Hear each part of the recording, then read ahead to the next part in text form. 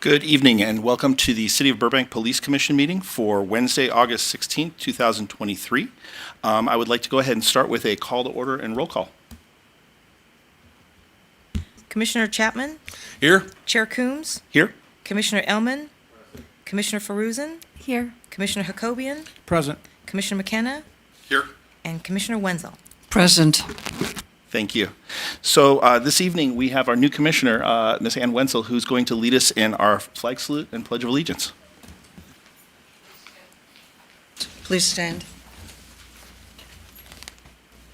I pledge allegiance to the flag of the United States of America and to the republic for which it stands, one nation, under God, indivisible, with liberty and justice for all. Thank you. Thank you, Ann. So at this time, I want to announce the public comment period will be starting in a few minutes. For community members here in person, please complete a speaker's card and hand it to staff. It's either yellow or white.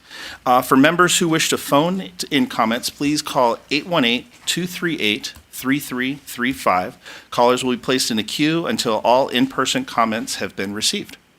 And so we're going to go ahead and move on to item number C, which is commission announcements and reporting out by commissioners and ad hoc subcommittees. So we'll just work from left to right on the dais. Romick, would you like to start? Thank you, Chair Coombs. Only activity I just want to report is on August 5th, I attended the Take a Scoop Out of Crime event. Had some great ice cream, took my daughter and her cousin. So it was a great event, fun times. It was a hot day, but the ice cream was amazing. Thank you again. Thank you, Romick. Paul? Thank you. First, I'd like to welcome Sergeant Turner. We're going to be a great addition to the group. This morning, well, second on October 15th, Sunday, October 15th at Burbank High, the Kiwanis Club will be hosting a bike rodeo. This is something that we're actually an outside organization is going to come in and put it on. I've been working with Captain Cornelius, and they're going to actually facilitate it. We would kind of host it, meaning those of us here and the Kiwanis Club. We will also be supplying bicycle safety equipment for children. We're going to try and get some from Costco. We're also, there's service through the California, Nevada, Hawaii Foundation for Children's Protection, Youth Protection. We're going to try and get some so that children will all leave with an enhanced sense of safety on a bicycle. This morning I did a ride-on with Sergeant Canales, the traffic, and to see for school safety subcommittees. A couple of things that were brought up from both school parents and things. Schools have not regained valet parking that they did prior to COVID. And to make the situation a little worse, more than half of our principals have been replaced since COVID. So some of the principals weren't even here when there was a valet parking system in place. Just driving around today with little to no effort, we could see the double parking, we could see people parked in red, all the things that I'm sure the police spend the first 2 weeks of school accentuating that's not going to happen. We talked about alternatives, even like possibly valet parking in the Olive Park parking lots across the street from Disney so that it's off the street. But I think it's something we need to work with the school district and the school actually, I get them to encourage to resume valet parking, because if nothing else, there's less contact. We have to just report out on what activity we've been involved with. We can't make comment on it. Okay, that's sub report. Okay. Additionally, he pointed out the difficulties with the new law on jaywalking. One of the pieces of paper he gave me said that 2022 was a all-time high for pedestrian deaths in the city of Los Angeles.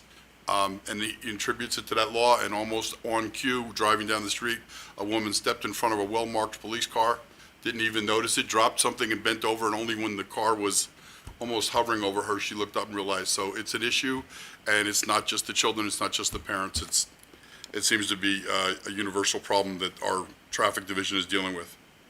And last but not, we had a wonderful evening on National Night Out. Captain Cornelius did a wonderful job of speaking with people and, in my opinion, establishing trust.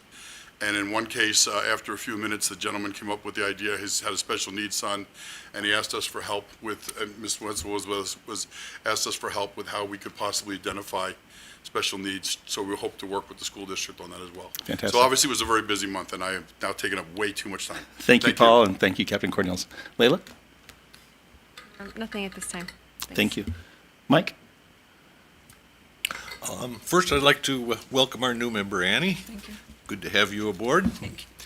I attended like most of our commissioners here, I attended the National Night Out, which was a wonderful evening.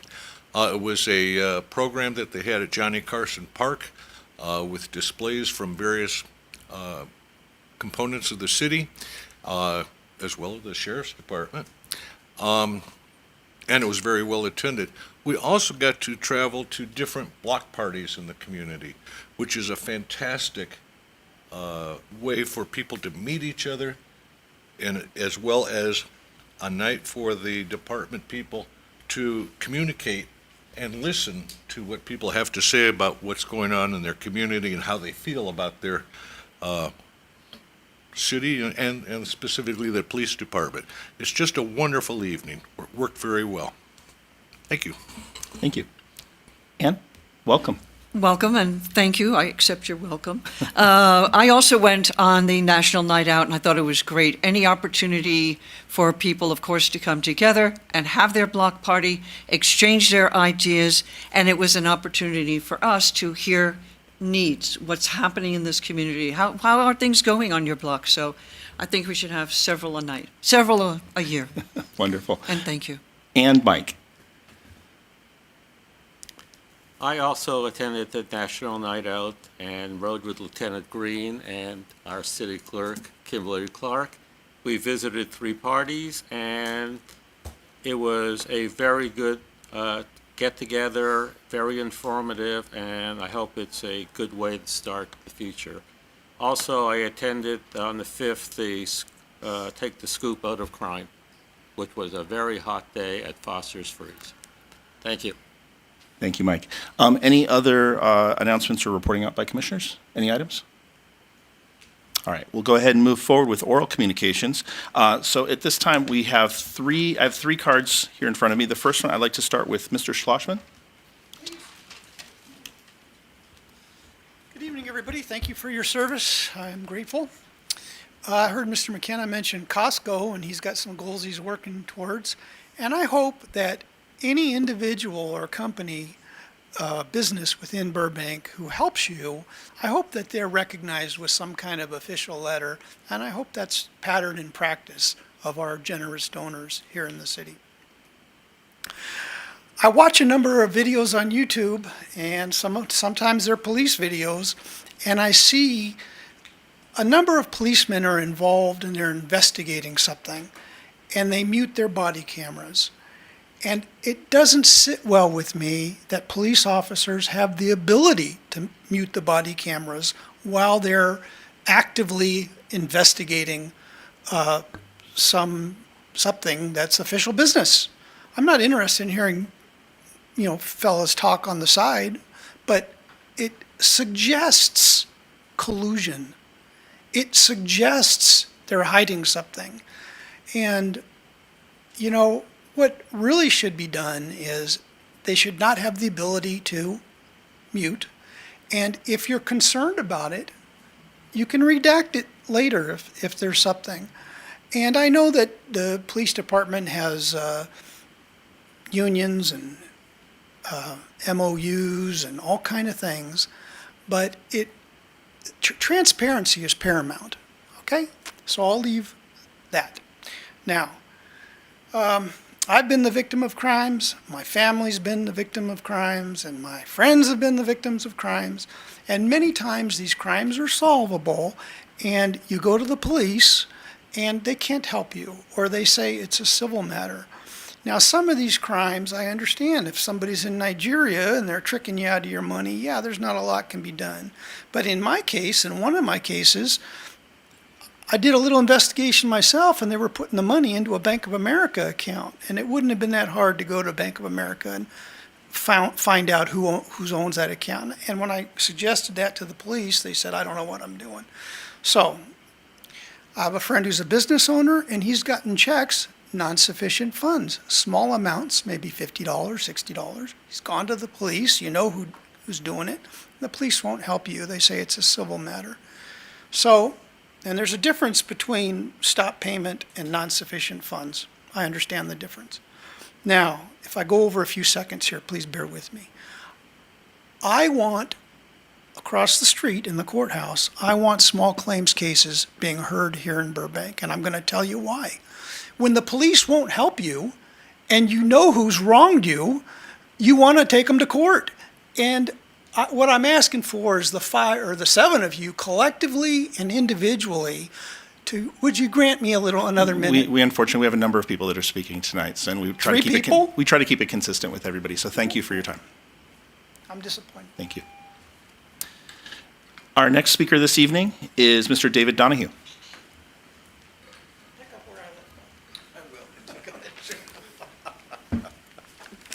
Good evening. My name is David Donahue, a Burbank resident, voter, and business owner. To the chair, vice chair, and to the new commission member, good evening. Thank you very much for your service. Just a couple comments. One is the presentation at the last commission meeting on e-bikes. Wow, that was absolutely fantastic. Thank you very much for the commissioners that asked for that. I think that was very insightful. I was a little bit overwhelmed by the sheer lack of definition to the 3 tiers, not only of bike lanes, but of bikes themselves, and the definition of motorization. I find that a little bit interesting. I would hope that the commission does make some recommendations to council, because I think that there may need to be some ordinance, because the city council can do that, to regulate e-bikes, to make sure and to ensure that e-bikes of a certain class are not allowed on sidewalks. As I was driving here this evening, there were e-bikes and scooters zipping down the sidewalks with pedestrians. So I find that a little bit alarming, and I think it's a recipe for some interaction, and that would result in some injury, and it's not good for the community of Burbank. National Night Out, first time, took my father-in-law Chuck and my wife, and it was wonderful to see the majority of the commissioners there. So thank you very much to the police department for putting on a wonderfully successful event, and I applaud them for all that they did. The other part of my comment to the commission is the Freedom to Walk Act. I remember listening to and seeing the presentation by, and I do apologize, I forget the person who did it, but I do remember that Police Chief Albanese did say that this act will result in more deaths, and I do recall that this is the most deadly year so far for pedestrian deaths in the city of Los Angeles. If the commission could do something, I would ask this, that you make a recommendation to council to do something. Do a letter to the assembly person. I know it was Assembly Member Ting, but you can do an Assembly Member Friedman, you can do the Senator Portantino, and you can advocate as a commission to the council to say this is not beneficial to the community of Burbank. And I would ask you to take that initiative to follow through on that, and I would think it'd be very beneficial to the community of Burbank. Thank you again for your service and have a wonderful evening. Thank you, Mr. Donahue. Our third speaker this evening is Steve Mayer.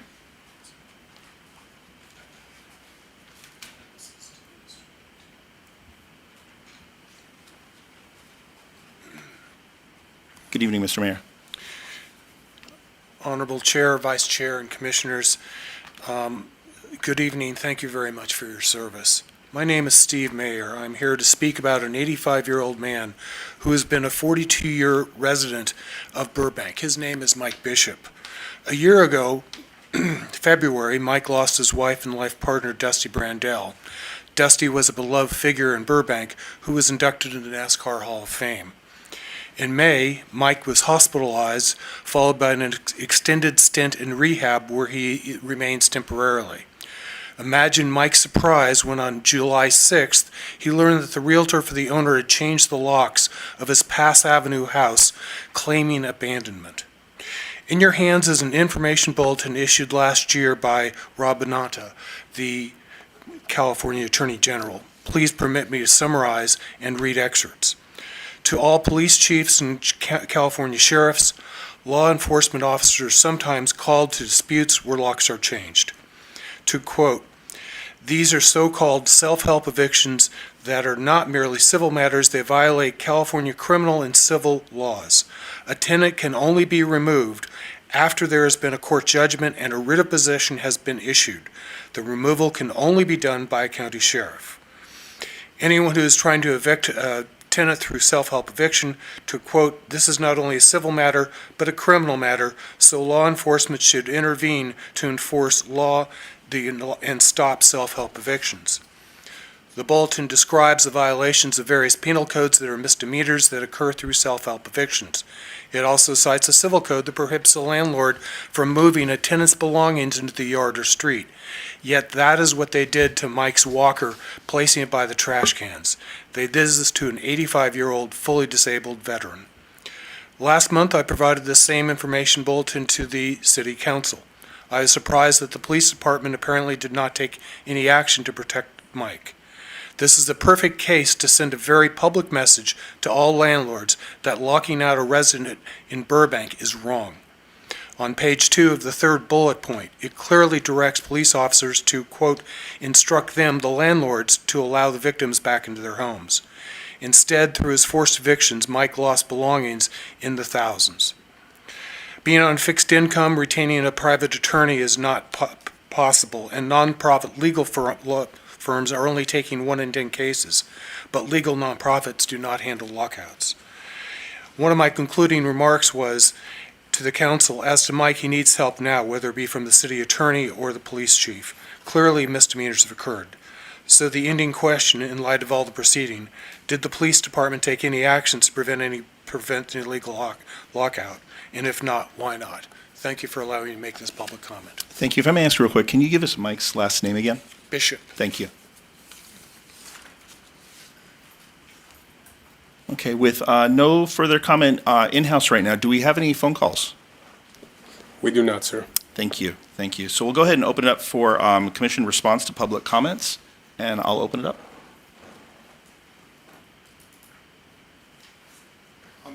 For our first speaker, were those Burbank police officers on the YouTube video?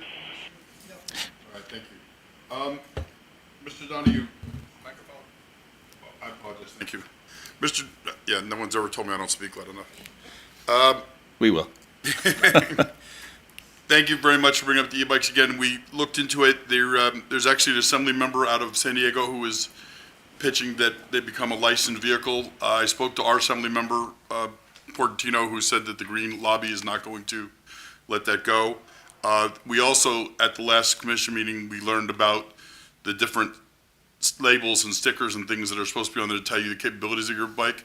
I went home and looked at mine and none of them are there, and I went back to the manufacturer's page and I couldn't find any of that information.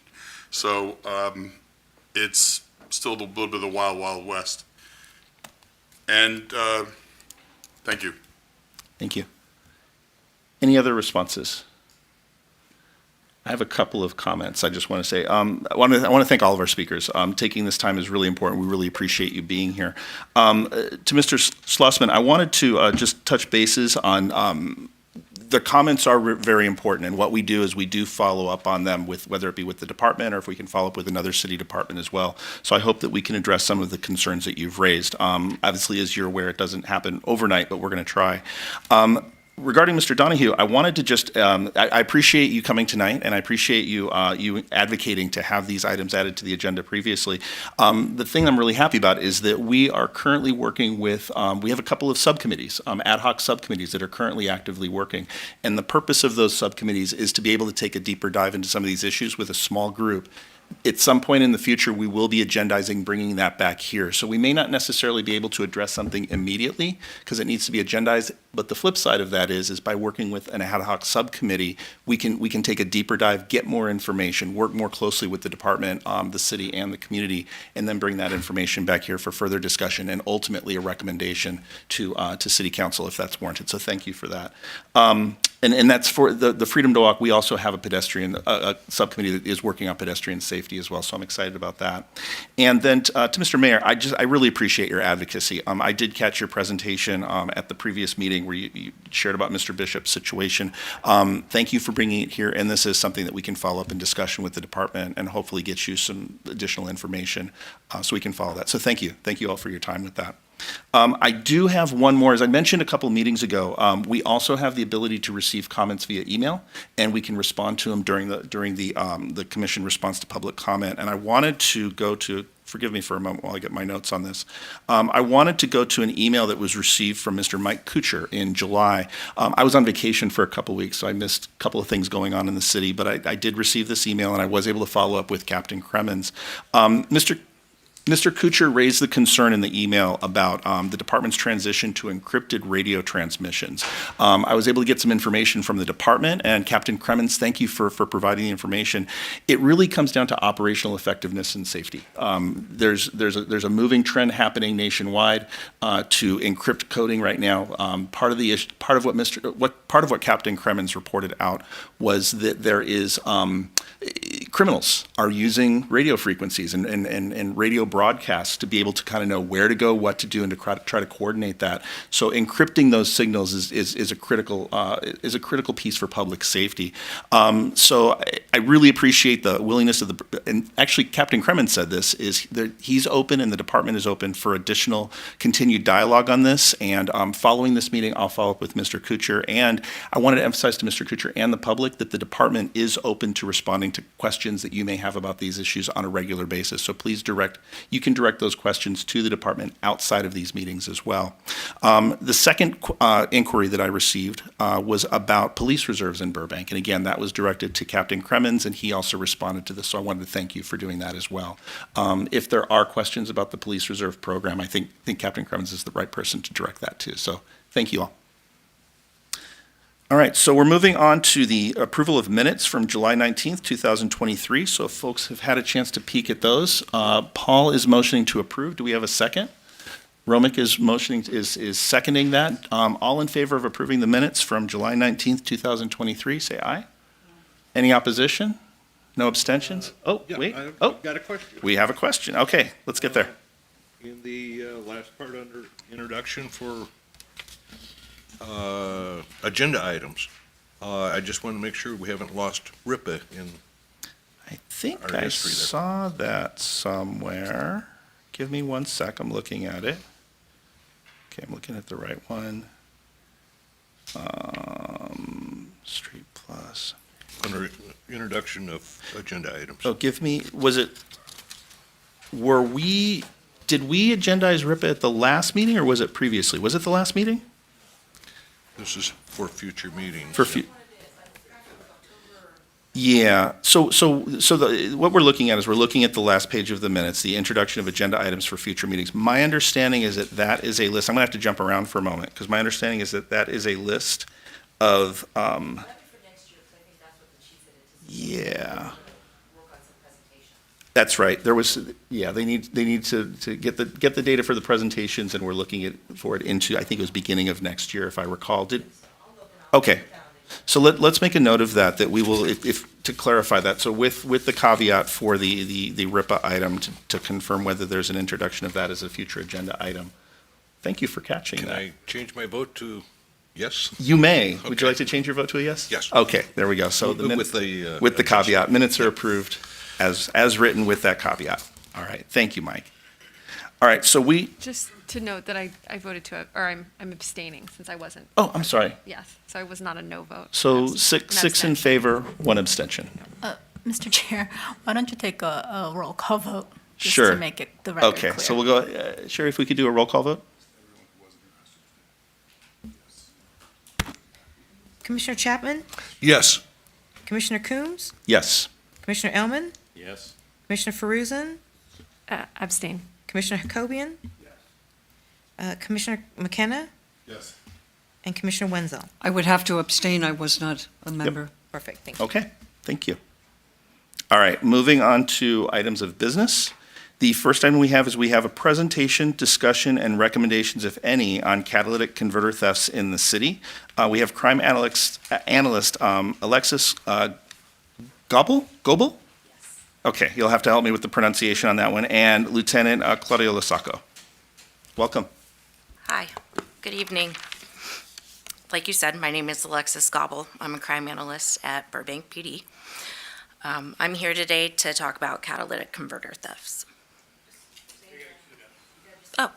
Put the PowerPoint up. Oh, Just say it. put the PowerPoint up. Please, thank you. Okay. So, to begin, catalytic converters turn engine pollutants into less harmful emissions before leaving the vehicle's exhaust system. They're a target for thieves due to the precious metals they contain and can be sold for over $1,000 apiece. In recent years, the city of Burbank has seen an increase in catalytic converter thefts. This is not just a local issue, it's increasing regionally and nationally. According to the U.S. Department of Justice, 1,600 catalytic converters are stolen per month in the state of California, accounting for nearly 40% of catalytic converter thefts nationwide. Back in 2019, 68 catalytic converters were reported stolen. Year to date, the city's seen 235 stolen. The projected total for the year is 332. The west portion of the city has seen the most incidents this year. The Hill area of the city near the 5 freeway has also seen its fair share. The map on the screen is a heat map of all the incident areas. The areas with the highest concentration are reddish orange in color. The Toyota Prius is the most targeted vehicle, followed by Toyota Tacomas and Ford F-150s. And I'm going to pass it over to Lieutenant Lasacco. Good evening, Commissioners, Mr. Chair. Nice to see you again. Good to see you. A lot of folks ask us what they can do to keep themselves from being victimized or prevention from the catalytic converter thefts. If you park in your driveway, it makes access to the criminals a little bit more difficult. We recognize that that's not always possible for everybody, but if you have the option to park in the driveway or in a position where there's not much space on either side of your car, they need a little bit of space to get in there and usually put in a jack, floor jack or a car jack to get under the car. So if there's not enough space there or the ground is soft, it makes it a little bit more difficult for folks to steal your catalytic converter. The Toyota Tacoma, one of the reasons it's one of the higher cars taken is besides the catalytic converter is wanted because of the metals in it, obviously, but the car is higher up off the ground, and oftentimes, depending on the situation, they may not even need a jack. Park in well-lit areas is an obvious one. The Etch-a-Catch program, if we're familiar, the department has put out several bulletins on this topic. I believe you all have probably seen them. One of the bulletins that you may have seen is the Etch-a-Catch project, where several mechanic or muffler shops have partnered with us, and for free, if you take your truck or car to the mechanic shop, they will etch a identifiable number on there, either your license plate or a driver's license number, some sort of number that is visible on the converter, that if we come into contact with that converter, we have an avenue for which to contact the rightful owner of the catalytic converter, which I'll talk about here in a minute. And then the see something, report something. I can't tell you how many times we've taken a report and we go talk to either the victim or a neighbor or a family member, and they say, you know what, it's real funny, at 3 o'clock in the morning, I heard some really, really loud grinding noises, but I didn't call the police. And sure enough, is their neighbor getting victimized or even themselves getting victimized? So if you hear some loud noises at 3 in the morning, because what these folks are doing is literally using a reciprocating saw or sawzall to cut off the metal in 2 locations on your vehicle, and it's making quite a bit of racket. So if you hear something like that, we encourage folks to give us a call. The police department's absolutely going to respond to that. And one of the ways we catch folks in the act is obviously for somebody calling us when they are in the act of doing the crime. Investigative challenges. So I oversee, as you know, the investigations division. We get a lot of these reports, as you saw the numbers indicate. Some of the challenges that we have are these crimes happen extremely quickly, right? So within a minute or two, somebody's in and out, and we don't have the opportunity to catch them, so that becomes difficult for us. These folks are more and more working in sophisticated groups, so it's not just one person or 2 people. You know, you typically have a driver and then a suspect gets out, he does his deed and gets back in the car. What we've noticed is there's multiple vehicles involved. They will work together. They have radios. As you heard about the radio channel, we've caught them listening to our radio channel so they know that we are coming or how we were responding tactically.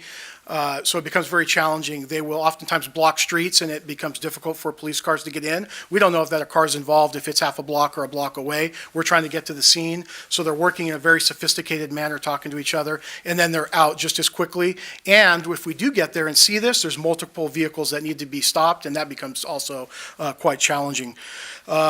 Geographically, we're challenged, not only in this crime, but in all crimes. We're so close to the 5 freeway that if a crime is committed, you saw in one of the heat maps where the crimes are committed near the freeway, folks are jumping on the freeway right after the crime has taken place, so it makes it difficult to catch these folks. Also, the Etch-a-Catch program, like I mentioned, without any sort of identifying marks on the catalytic converters, we catch people that have these converters in their possession, but we cannot trace them back to an actual victim. The city attorney and the district attorney generally are not going to file cases against individuals that are in possession of these devices if we do not have identifiable victim that will come to court and testify that that converter belongs to them and this person didn't have lawful possession of my catalytic converter. And finally, quite frankly, when we do catch people, we do have a victim, the consequences to being caught and convicted or pleading out to being in possession are essentially next to zero. There's no jail time behind this. Folks are getting caught, they're being released either on a citation that night or in the morning by the judge, and that is the end of their jail time. So the consequences for being in possession or stealing these is very limited. So these folks are in and out doing this over and over again.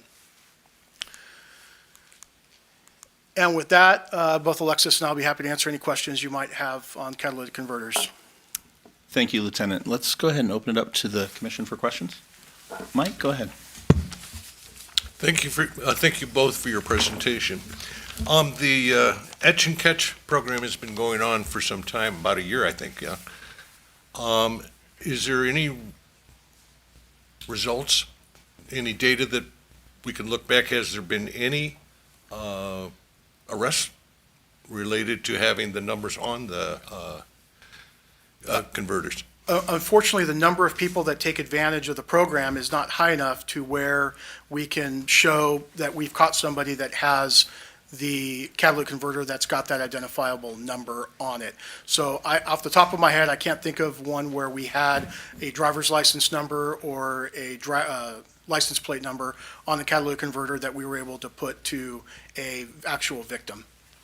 With kind of a follow-up, within the year or so that the program has been on, is there any record of how many people have gotten some type of identification etched in? I don't know the answer to that, but I can certainly find that information for you. If we have it kept track, I'll get it to you. Is there something where the shop will notify the police department? I don't know the answer to that question. Okay. Sergeant Feckety and Lieutenant Green were in charge of that program, so I will check with them and get back to you on if there's records kept on how many people are actually taking advantage of it. And then I'm not sure, last question. Okay. I'm not sure if this isn't legit to do, but if they're offering a service, is there a way that we can list that on our website? I believe the bulletin is on the website, and at one point, it was actually in the banner that was going through on the website. So absolutely, that's something we can do. It's continually up, yeah. Right. Great, thank you, sir. Mike, thank you. Ann, go ahead. So someone's watching right now and they say, wow, great idea. I'm going to go get my car etched tomorrow. How do they know where to go? I mean, I think that it's great that it's on a website, but not every, there's that sense of immediacy. So on Cool. our website, you can search for easy find. You can search that catalytic converter or something to that effect, whatever keywords you think, etch a catch, you can search that. That bulletin will come up, and on that bulletin, there's actually 3 or 4 different locations of mechanic shops or muffler shops that have partnered with us and are more than happy to etch the catalytic converter for you.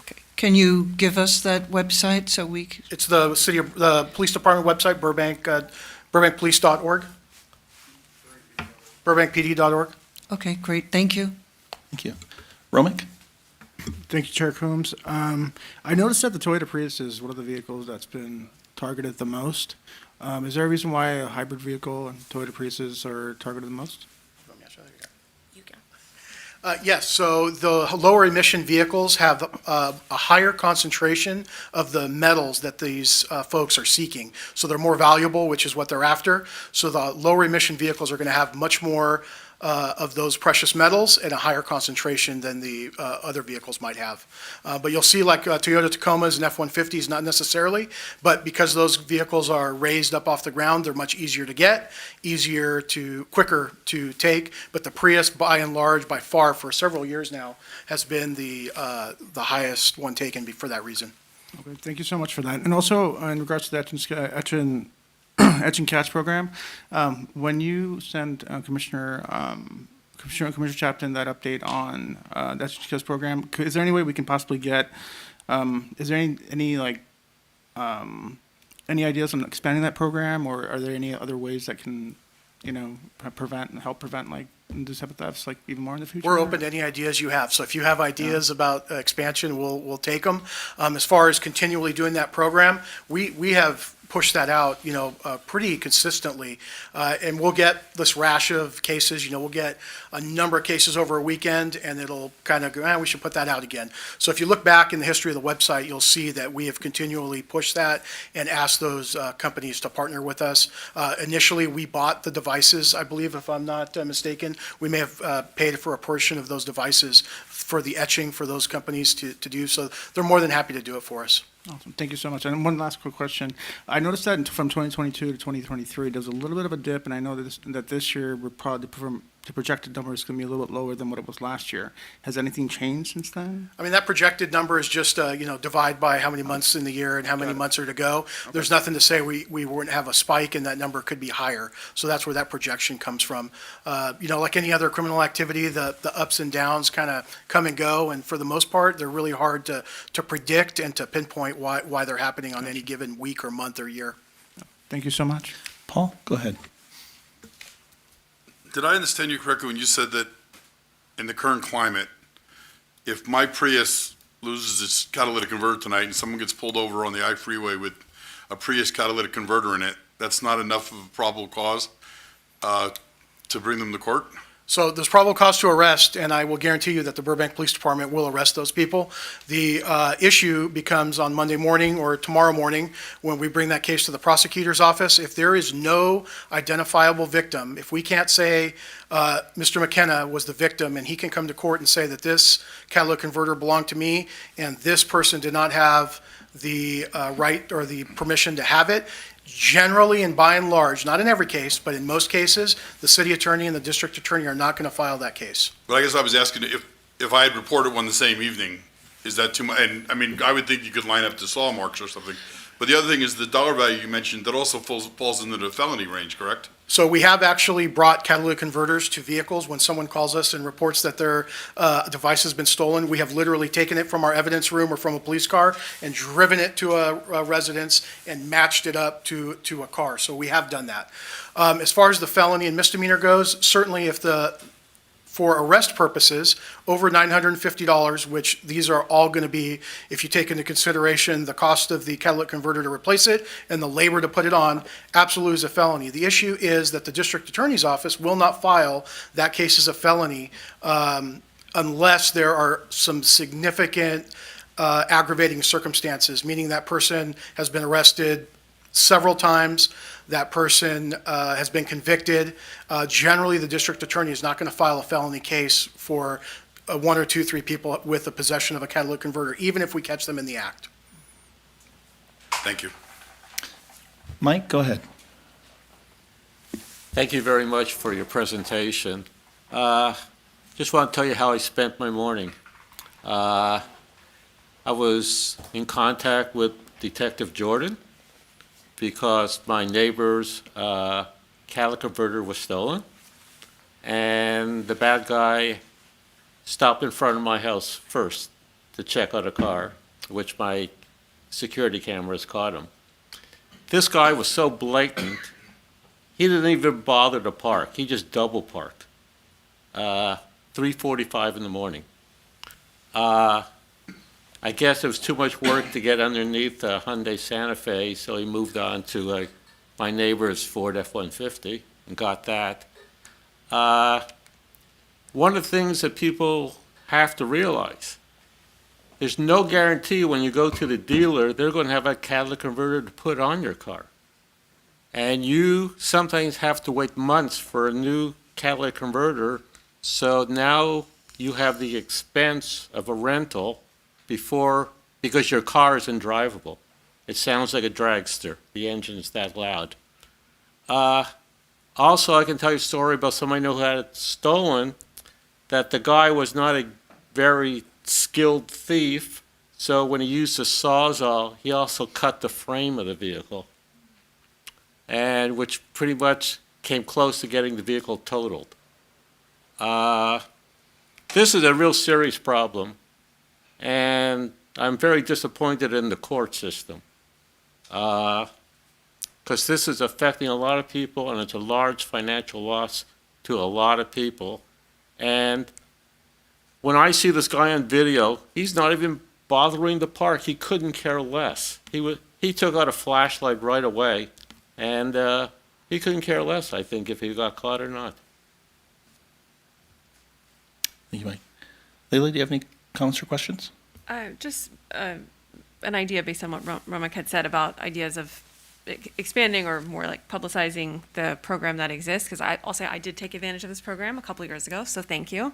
I'm wondering, I'm sure it's not only Burbank residents, but for instance, we have, the car dealership here, or maybe more than one. Is there any chance that, they could be persuaded to include a flyer about the program, to people like with all the paperwork they get, when they buy a car, or maybe, again, maybe at the high schools, because, that's the time when a lot of kids may be getting a car, I don't know, or just ways to catch people as they get a new car, kind of in our getting everything set up right. They're going through getting their insurance, they're doing this, they're doing that, and that may be just kind of one more thing to have people have a habit to do when they acquire a car. I don't know, just an idea. No, certainly, I think those are both viable ideas and pretty good.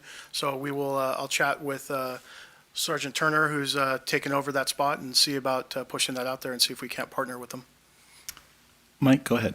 I just want to say that if the bad guy has a Sawzall, he probably has a grinder, and he'll grind away the etch number right away. And also, another alternative that's more expensive is you can buy a cage. You can buy a cage to put over the catalytic converter, which makes it far more difficult. So it's a longer process. But, when I didn't have my mic on, I was saying that etching can be grinded away with a grinder. So I think these people are capable of doing that. The goal with the etching is to catch them, as they're transporting it away. You're certainly right. These folks aren't keeping these catalytic converters for any length of time. They're immediately getting rid of them and trading them for something else or for cash. So the goal there would be, once we make a traffic stop, catch them with 5 catalytic converters literally in the passenger compartment of their car. And if a couple of those, or even one, is etched with something, that's a very good investigative lead for us. Ann, go ahead. I promise this is the last little thing, because are the businesses that do provide this etching allowed to advertise that they do, or have little pamphlets that they're in their offices or something? Absolutely, they're able to advertise, Okay. and we essentially advertise for them because on the public releases, it has their business name, their address, and their phone number. So advertising for them is, certainly encouraged, and, we essentially advertise for them anyway. I think that's great. And also, I really like your idea, Leila, about maybe getting something out to the schools, because Burbank High has the new auto shop program, and a lot of kids, senior year, get that new little car. So we could give them a pamphlet. Thank you. Mike, go ahead. Last question. Not the last question, but last question from Mike. I'm not familiar with any proposed laws within the state. Is there any requirement for a car to have a etched number on it? Or has anybody proposed that?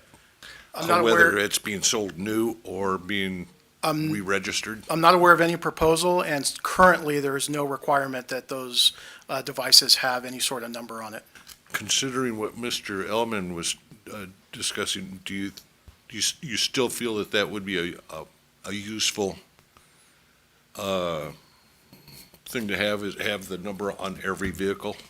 Well, yes, the more vehicles that have that number, it increases exponentially the chances of having an identifiable number, so we have a lead on determining who the actual rightful owner of that device is. So certainly, be fantastic. Great, thank you. That may be something that our commission may want to discuss at some point, a letter to Assemblyman. So we have, we do have the ability tonight, we've got presentation, discussion, and recommendations, so we can actually spend a little bit of time discussing that this evening before we wrap up on this item. Thank you again, Ms. Gobble and Lieutenant Lusako, thank you for the presentation. Ms. Gobble, I wanted to go back, first off, I really appreciate learning that engines have glutens. I did not know that, so I think you said engine glutens. I think I said pollutants. Pollutants. Oh, I okay. did. I heard glutens, and I'm glad I'm asking for clarification. All right. I didn't, okay. Sorry. Okay, so engines still do not have glutens. Perfect. There we go. Yeah, exactly. And what was the number that you said statewide again? Number of 1,600 a year. 1,600 a year. So something I wanted to lift up is, and I was also thinking about the heat map that you provided. Thank you for all of that. I'm a social worker, so I'm not good at math and everything, but two things. That's a significant percentage of catalytic converter thefts here in Burbank annually related to the state. I mean, there's 58 counties in the state. There's 1,600 catalytic converter thefts statewide, and we've got A month. a I'm month. sorry, a month. Okay. As you were saying that, I know I said a month, but Okay. sorry. Okay. No. So 1,600 a month. A month. Okay. Yes. There we go. I take back what I was thinking. So the gluten. I take back the glutens, and I take back that as well. So I was thinking specifically about the heat maps as well, and that they're in specific areas in the city. Lieutenant, you had talked a little bit about coming to these scenes when the department is called out, that sometimes streets are blocked and that type of a thing. Could you elaborate a little bit maybe on why they seem to be more prevalent? And there's two specific spots that I saw on that heat map, and they looked like they were on major arteries that are going out of the city via surface streets. And I'm wondering if that has anything to do with that.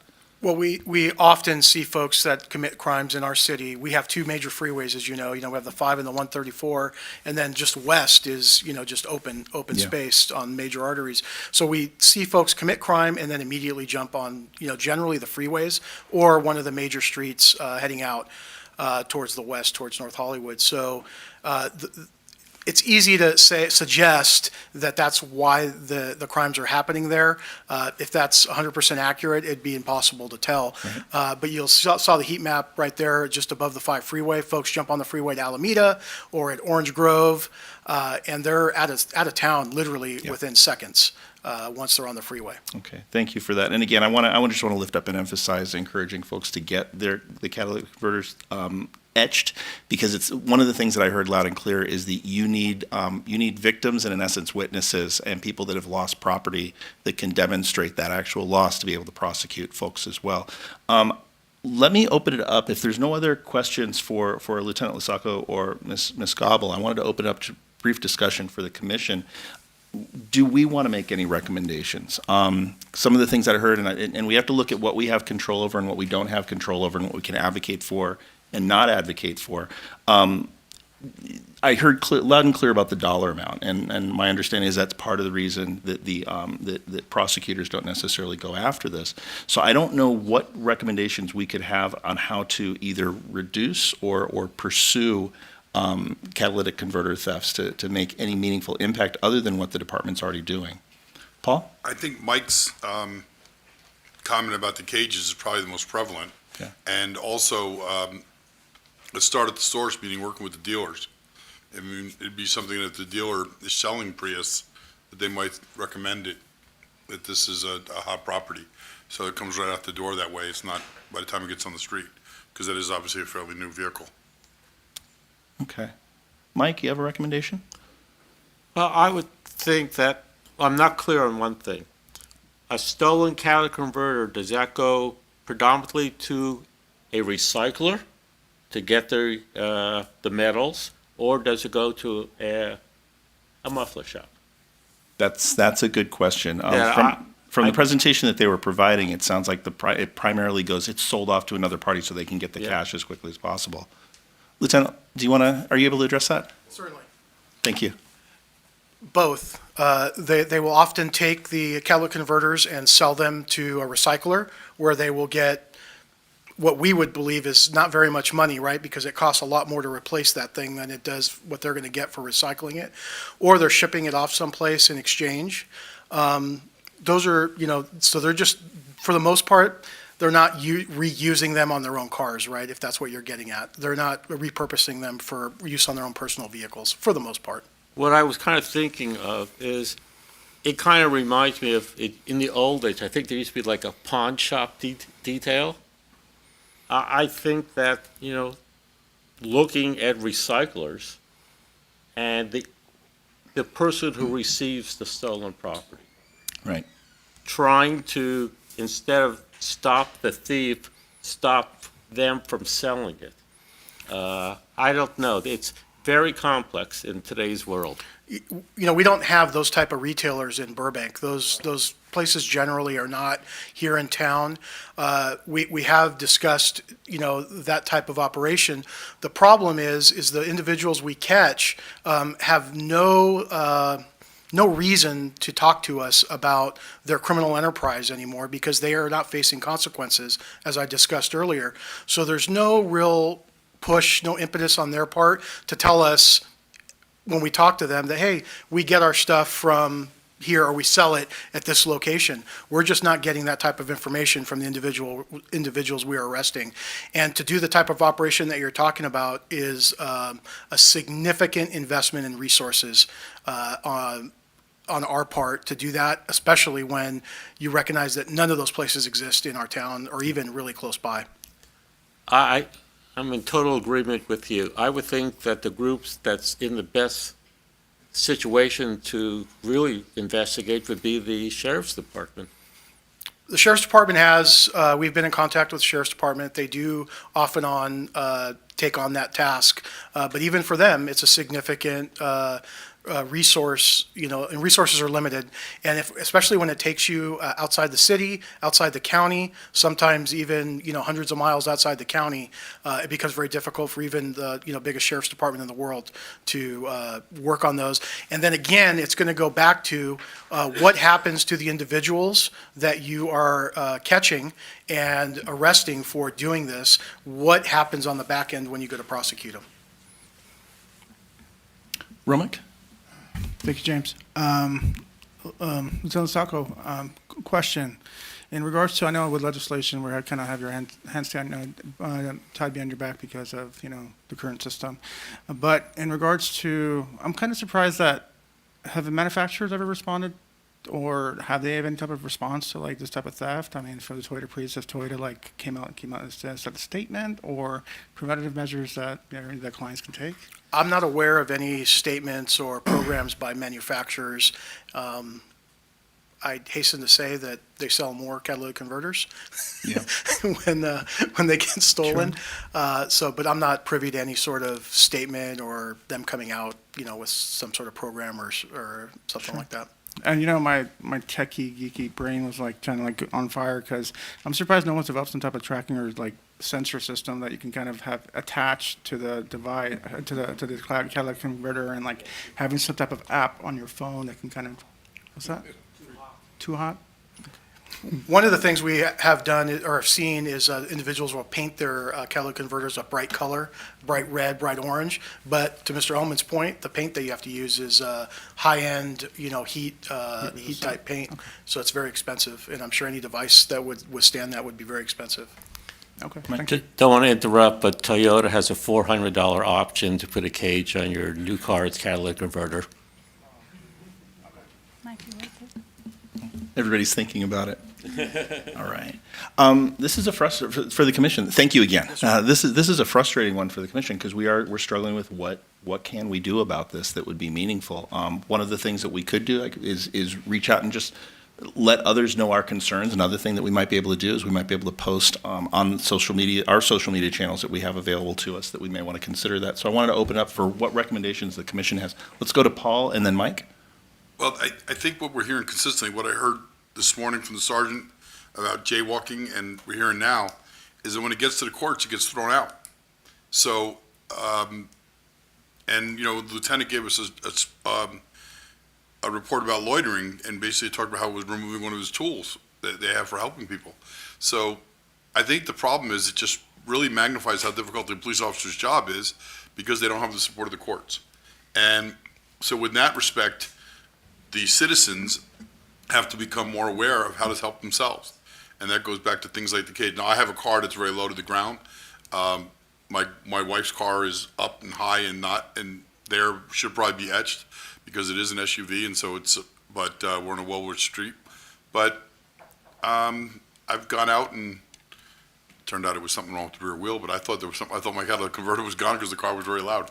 But I don't think it's something we can necessarily ask the police to help with because they're not getting the support from the courts. We have to find a way to be defensive, to be our own defense as citizens.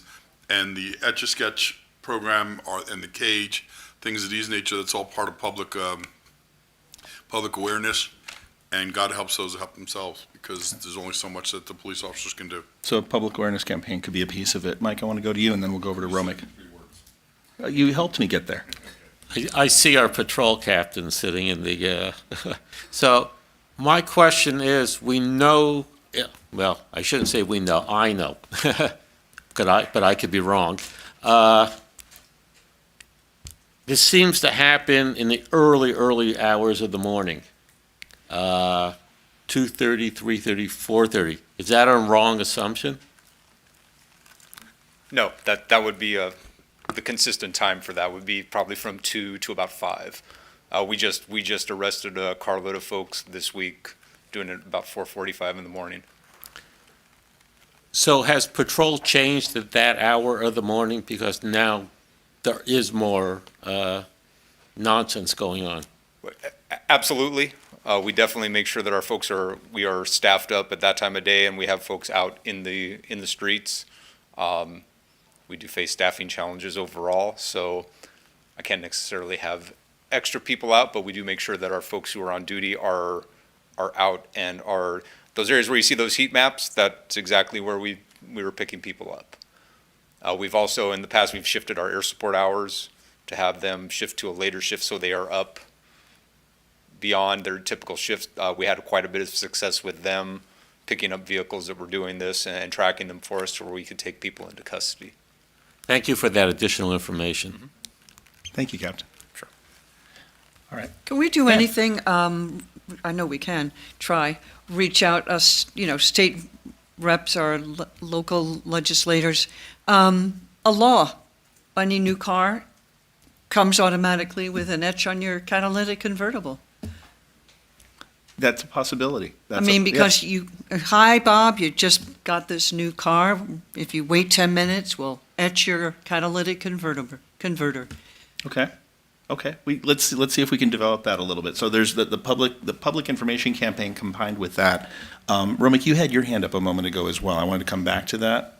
Oh, sure. I mean, I was kind of following everyone's lead in regards to like education goes. I think education is going to be the most important thing because I'm pretty sure some people just don't know that this program exists.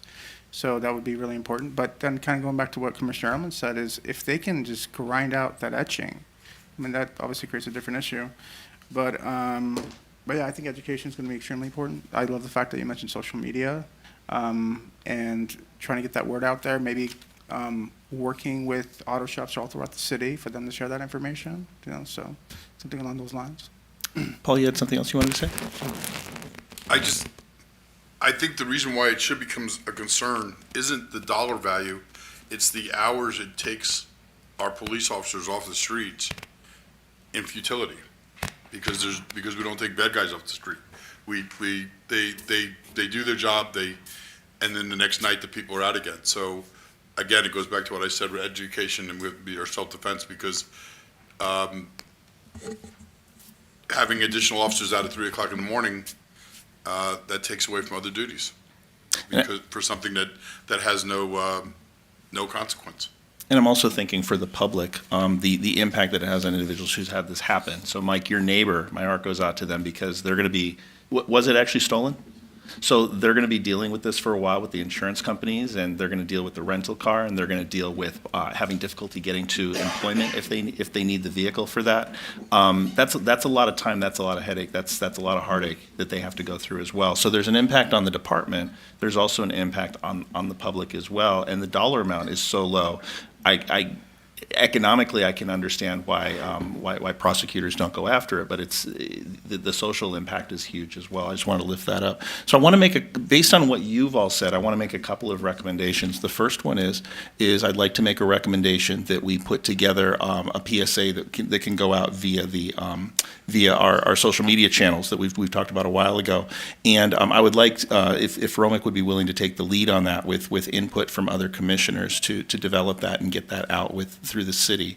So the recommendation is to put a public information out via our social media channels.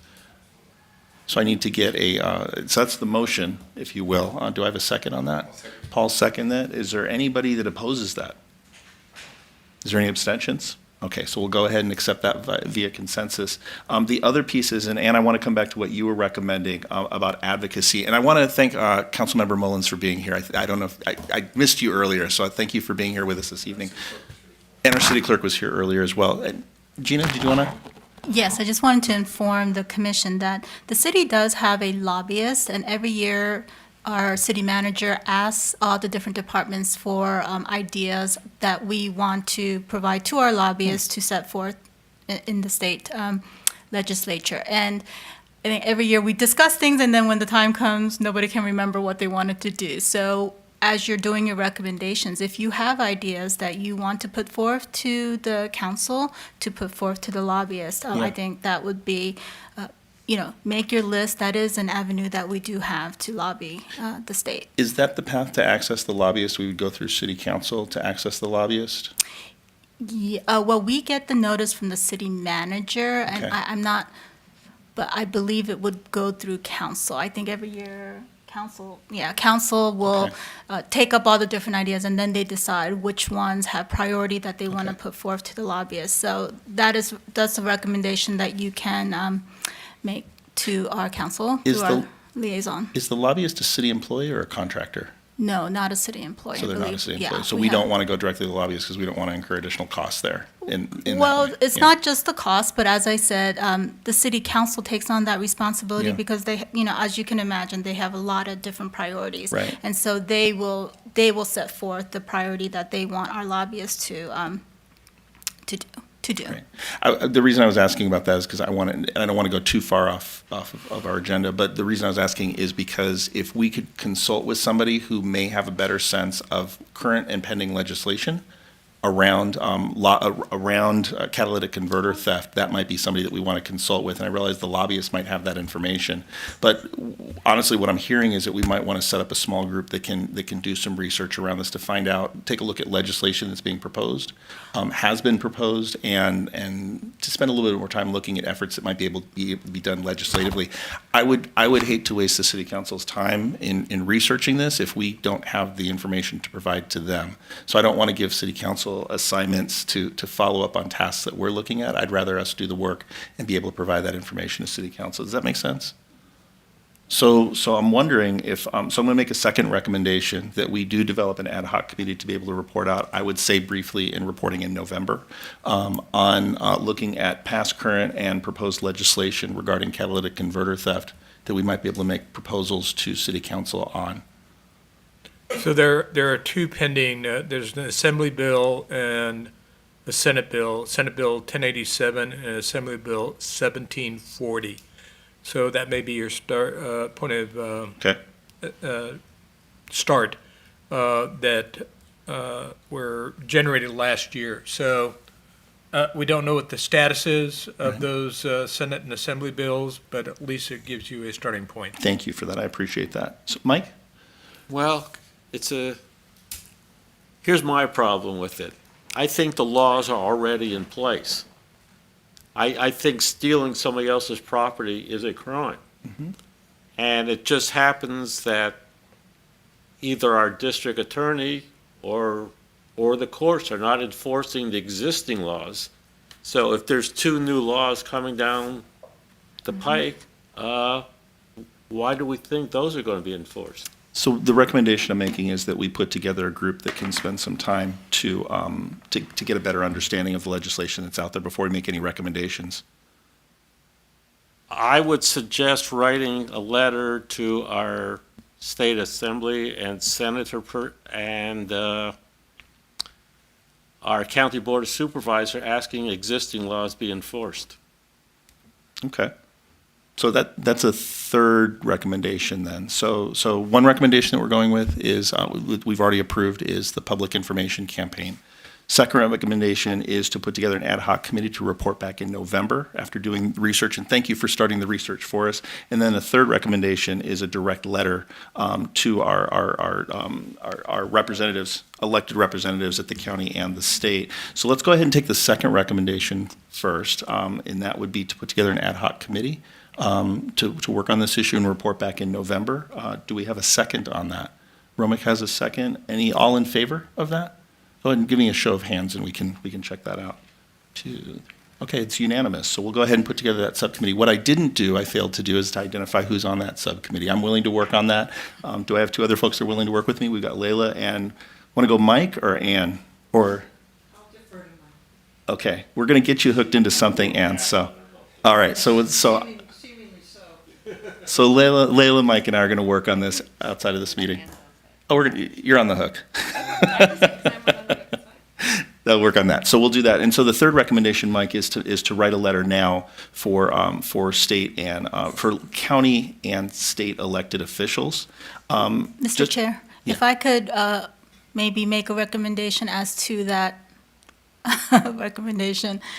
I would leave it open as to who you're going to write the letter to. I think it's a really good idea. But the fact is, our current district attorney's policies have made misdemeanor prosecutions go down significantly. And so I wholeheartedly agree with Commissioner Ellman's suggestions that we advocate for prosecution of the laws that we have. But who you write the letter to also makes an impact, and I would not take the district attorney out of that equation, right? I think he needs to hear from constituents that people are upset that we are not following broken theory policing, where we handle small issues before they become big issues. Misdemeanor crimes are not being prosecuted. All of those things that you talked about today. So when you think about who you're going to write the letter to, I would keep it open, not limit it so much, because you may want to think about who you should be writing to. Excellent suggestion. Thank Very you. impressed with her Total diplomacy. agreement.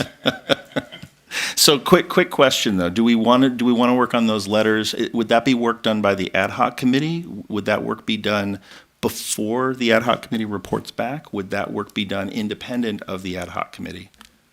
I think since we are creating an ad hoc committee, this might be a good starting point for them. So would we draft the letter for the ad hoc committee, or would we ask the ad hoc committee to draft the letter, just for clarification? I would say the ad hoc committee creates the letter, Okay. and we get to review it. So that is Before it's- amending a little bit, that's adding a little bit to the ad hoc committee. Is everybody okay with that? Okay, let's go ahead and move that forward. And Ms. O, thank you for having an opinion on something other than just our legal process here. So I appreciate that a lot. I'm not sure if I'm supposed to, but this one really I think- bothers me. I think I was supposed to cut you off, but I'm not sure. So I'm gonna let that go. No, but I apologize for jumping in, but what she said, it hits the nail on the head, Yeah. and it's what I was trying to circle around when I said earlier about it. It's frustrating to see officers put so much time and effort in, and then watching people walk right Yeah. out again and again. Thank you. Mike?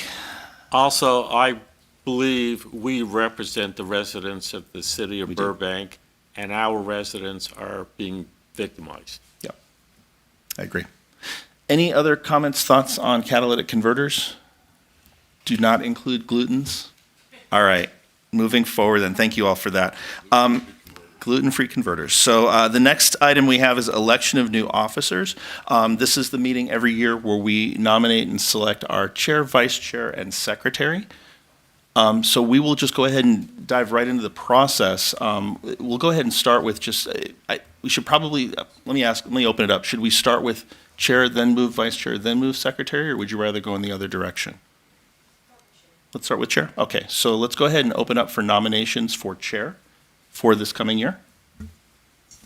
I came on right after the elections last time, but our vice chair is no longer a member of the commission, which is the natural progression, and I believe in the natural progression. Mr. Ellman, you were a vice chair that did not progress? Who was the vice chair prior to to our current chairman? It was me. Oh, you were the vice chair? It I'm was, sorry. yeah. All right, we had a discussion that I misinterpreted then. Okay, I'm sorry. Well then, my recommendation is that we elevate the secretary to the role of chairman. Okay, so there's a nomination for Romick to become chair. Romick, would you accept that nomination?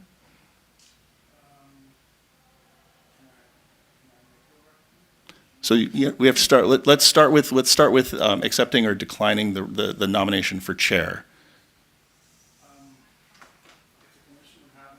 Oh, microphone.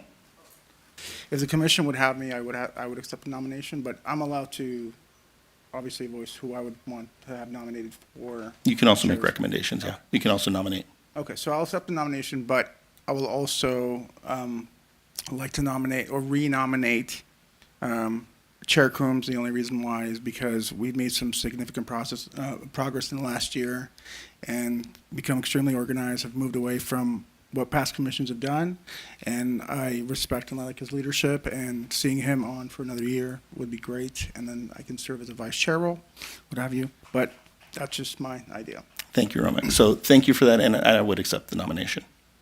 Other nominations for chair? Okay, so let's go ahead. There's two nominations. Oh, Paul, go ahead. I will withdraw my nomination. I did have a previous conversation with Romick, and I will withdraw his nomination at this time. Can we do that, Gina? He just, so Romick was nominated, he accepted. Yeah, it's Then a little- Romick nominated me, I accepted, and then Paul rescinded his nomination for Romick. It's a little rough.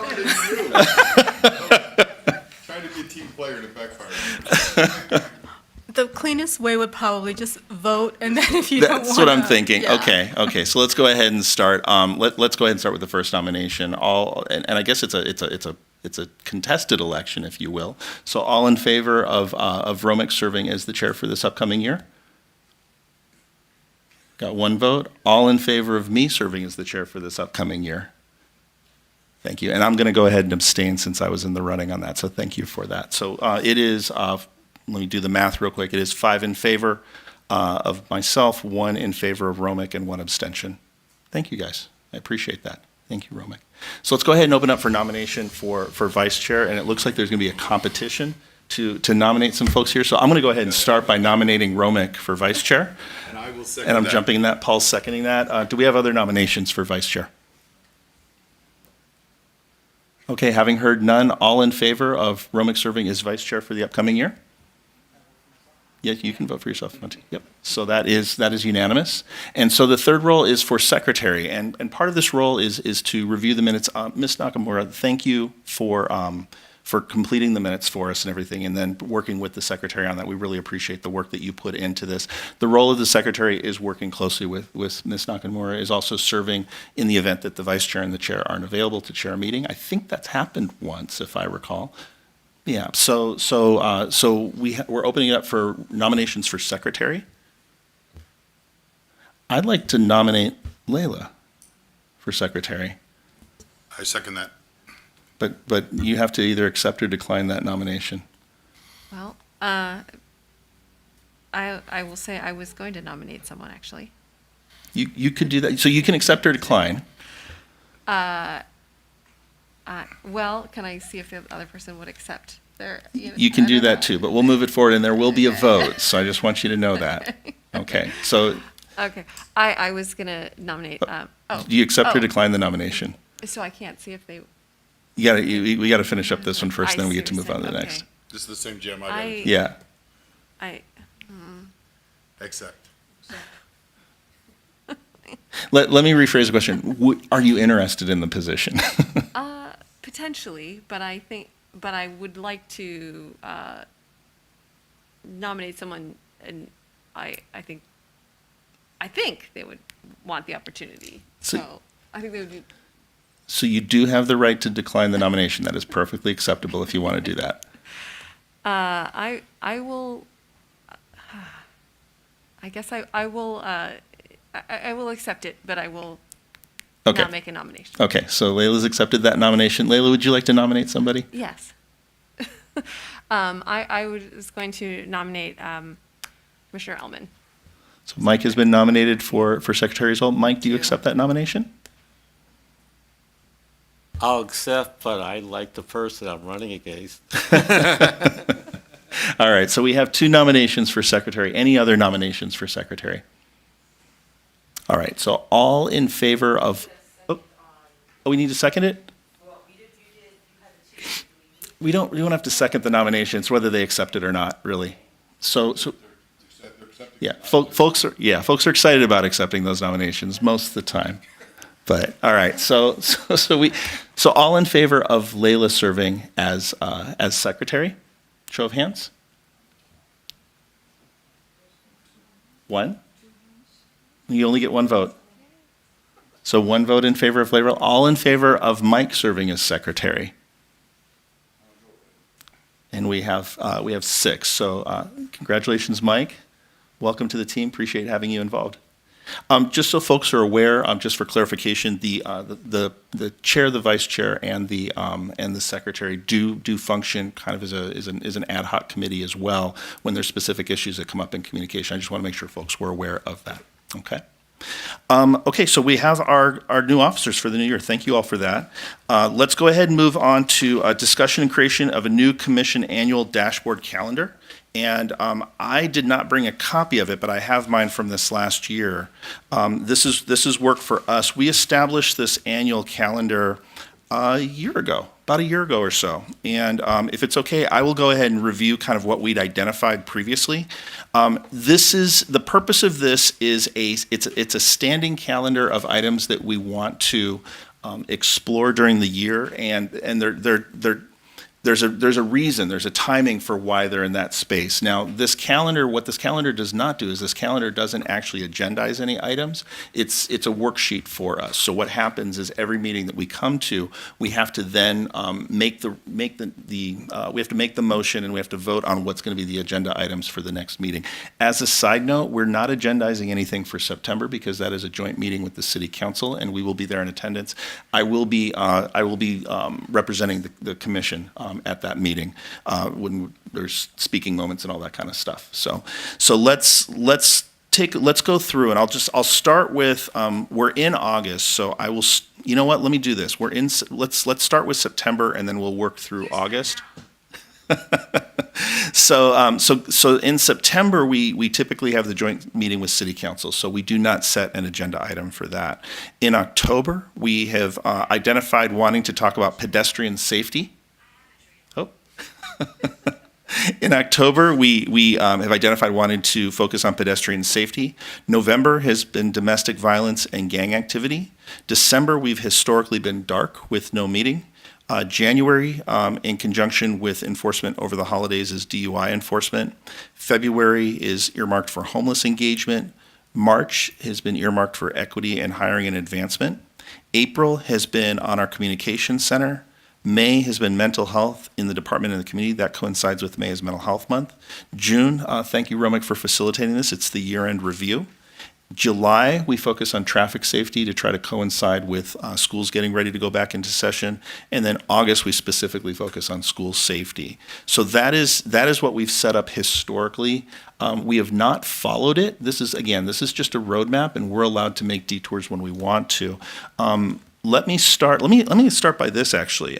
So this is for discussion and creation of a new commission annual dashboard.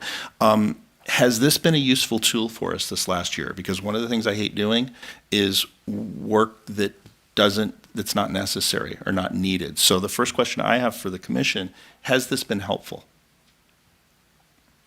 Paul? I think it's been great guidelines, things like hiring and something like that are questions. I think we have 12 months of the year, but to have an opportunity for it to be a complete report is worthwhile. The only change, because I actually think it's a good overview. I think we need to combine August and July. As we're meeting today, this is the first week of school. And maybe because, now granted, I wanted to go on a ride along on Monday or Tuesday. It was recommended I went on Wednesday because a couple days to get the flow, and that was a very valid recommendation. So maybe August is a follow-up to July. Okay. But I think if we're going to make an impact on the first week of school, that needs to be done in July. So the recommendation is to focus on traffic and school safety in July. Correct. And again, this is for our roadmap. We're not agendizing it for throwing it next out year, there. but okay, thank you. Because like you said, I think a lot of these things could probably be moved around. I don't think first day of school doesn't move around. That's on the calendar all the time. Mm-hmm. So that's. Okay, thank you for that. I appreciate that. Mike, it looked like, did you have something you wanted to jump in on that? It's a little hard to talk about because I don't have a paper copy of what we Right. did. I wish we had the roadmap. I mean, Yeah. I think as a secretary now, I would like to have more documentation on things we are going to be discussing Sure. during the meeting. Makes sense. What I can do is I can go through it a little bit slower if we want to write down notes on it. Would that be helpful for folks? Yeah, give us Sure. a month and what. Sure, and there we go. You and I could We'll still go share. through it. So starting with September, that's our city council meeting, our joint meeting. October, we have pedestrian safety. Street Plus, is that the new Street Plus plan that we're? This is not items that we already have agendized. This is the roadmap. Okay. Yeah. So October, we've been talking about setting that for pedestrian safety. November, domestic violence and gang activity. And if I recall, domestic violence, we want to do that as we got into the holidays and with some things that were in social media and in kind of the public space as well. So November, domestic violence and gang activity. December, we're dark. January is DUI enforcement. And this is often tied to DUI checkpoints during the holidays and such. February is homeless engagement, and this also coincides with the annual homeless count. March is equity in hiring and advancement. April is the communication center, and if I recall, I think that coincides with why am I blanking out on the name? Dispatcher appreciation day, month, week. There's something in there. Okay, that's what I thought. So April, communication center and working with our dispatchers. May is mental health in the department and the community. And that coincides with May's Mental Health Month. And then June is our year-end review. And the recommendation on the table right now is for July to include traffic safety and school safety. And we'll make a decision on that in a moment. Mike, I would like to add to that bike safety. bike safety at the same time? Yes. Okay, so traffic, It's school. another way for the students to get to school. Mm-hmm. Fast, too, if it's an e-bike. I believe what the chief told us last week, that it's considered pedestrian, or it's out on the sidewalk, so it doesn't impede on the pedestrian, so it's out. Fantastic. Makes sense. All right, so that is the calendar that we have. So we've got the recommendation to put those two together. Let me just ask real quick, and we'll go by consensus. Is everybody okay with making that change to include traffic? August is empty right now. Well, we'll include, you know what I can do is we can just flag it, we can include the election in there, the officer election in August. And then follow up on schools. Yep. I think for schools to take a meeting and a half is appropriate. So would it be agenda items or reporting out that you're thinking of for that? Because we can report out on things that we're doing, and if we're involved in things during July, we can do that. But is there a need for a specific school agenda item for July and August? You're right, it would be a follow-up, so possibly not. Okay. Thank you. Okay. All right. So we've agreed that the calendar is helpful. We've made a couple of changes already for July and August. Any other recommendations? Any other topics that people would like to see us address on an annual basis? Does that work for us? Okay, I think we're wrapped up on this item then, and we'll go ahead and move on. Thank you all for that. So we're actually moving on. We're going in record time. You have the ability to break a record tonight if you want to, Chief. Romick. But we have, no, I'm talking about extending the meeting. The chief has the ability to do that. So we have announcements by the police chief. It does say brief announcements regarding upcoming events and/or items of note related to the police department. So Chief Albanese, the floor is yours.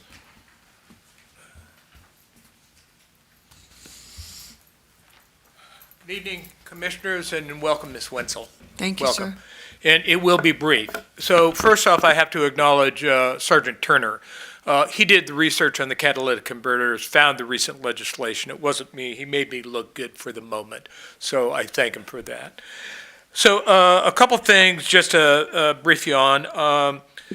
On September 1st, Fire Chief Garcia is retiring. There will be a gathering at the Police Fire Building in the Bay Area, September 1st at 0900, if you're so inclined, 29 years of service.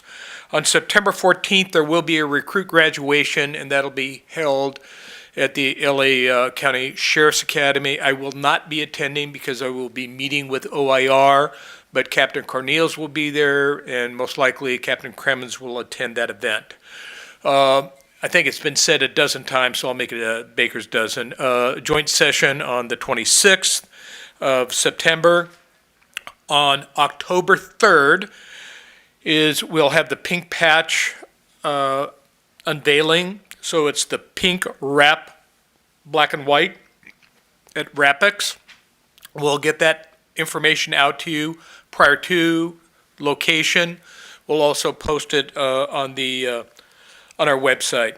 On October 8th, it's a Faith in Blue event, and it's at St. Finbar's. It goes from 7 to noon. There's going to be 3 separate masses.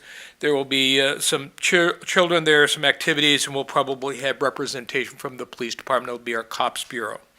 And lastly, just as an FYI, the BPOA will hold its annual golf tournament at DeBell Golf Course on October 13th. And it's a good event for their efforts in not only fundraising, but to support the organization. So those are the only updates that I have. Are we allowed to ask questions of the chief at this time related to announcements that he had? Related to announcement, yes. Yeah, thank you. So I wanted to ask, because I know some people ask about this, is the pink patch available to the public? to purchase? It is. It is. In fact, Ms. Nakamura kind of oversees that, and we're going to be ordering up some patches, so we have plenty of patches. Our officers have the option in October of wearing a uniform with a pink patch. We did a photo with all the chiefs, LA County chiefs, wearing pink patches. We did it on the 6th Street Bridge. It was really a cool venue. It's a horrible photograph, but it was a cool venue. Whoever took it missed an opportunity. They didn't have Ross Benson.